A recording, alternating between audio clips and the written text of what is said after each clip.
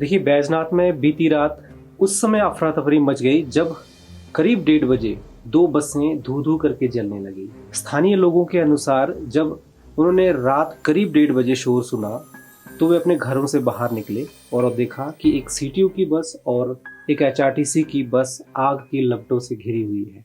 आग इतनी भयंकर थी कि लोगों के लिए उस पर काबू पाना बेहद ही मुश्किल हो गया। स्थिति को देखते हुए स्थानीय लोगों ने तुरंत फायर ब्रिगेड की टीम को सूचना दी। विभाग के कर्मचारियों ने कड़ी मशक्कत के बाद आग पर काबू पाया, लेकिन तब तक दोनों बसें बुरी तरह से जल चुकी थी और काफ़ी नुकसान भी हो चुका था।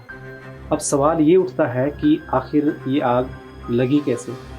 आपको याद दिला दें कि कुछ ही दिनों पहले इसी स्थान से लगभग 100 मीटर की दूरी पर एक अन्य गाड़ी में भी आग लगी थी, जिसके आरोपियों का अभी तक कोई सुराग नहीं मिला है। ऐसे में ये चिंता बढ़ गई है कि क्या इस बार के अपराधी पकड़े जाएंगे या नहीं। घटना की जानकारी मिलते ही पुलिस टीम मौके पर पहुंची और स्थानीय लोगों से पूछताछ की, लेकिन प्रारंभिक जांच में कोई ऐसा ठोस सुराग नहीं मिल पाया। आशंका जताई जा रही है कि ये किसी असामाजिक तत्व या उपद्रवी का काम हो सकता है। स्थानीय लोगों में इस घटना को लेकर भारी आक्रोश है। उनका कहना है कि वे रात में अपनी गाड़ियां भी इस स्थान पर खड़ी करते हैं।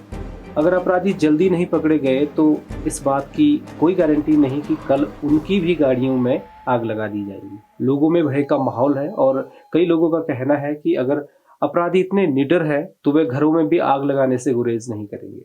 वहीं कार्यवाहक डीएसपी लोकेंद्र सिंह नेगी का कहना है कि पुलिस इस मामले को अत्यंत गंभीरता से लेते हुए पूर्ण समर्पण के साथ जांच में जुटी हुई है।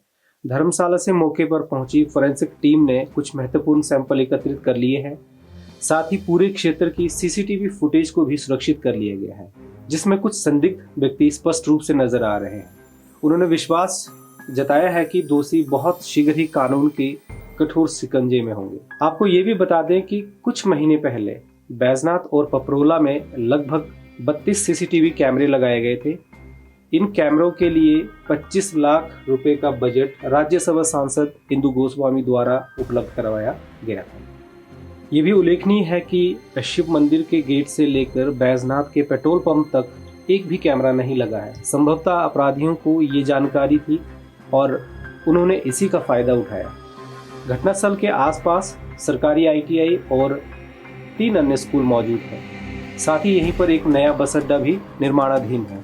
ऐसे में इस क्षेत्र को सीसीटीवी कवरेज से बाहर रखना समझ से परे। उपद्रवी यही नहीं रुके।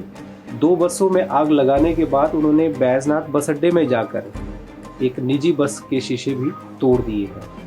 कुल मिलाकर कहा जा सकता है कि कल रात उपद्रवियों ने पूरे क्षेत्र में आतंक का माहौल पैदा कर दिया और प्रशासन के सामने कानून व्यवस्था को सुदृढ़ करने की चुनौती खड़ी कर दी है।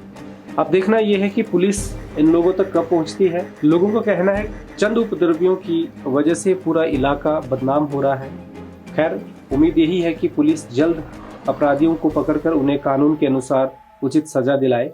आपका इस घटना पर क्या विचार है, हमें कमेंट करके जरूर बताएं।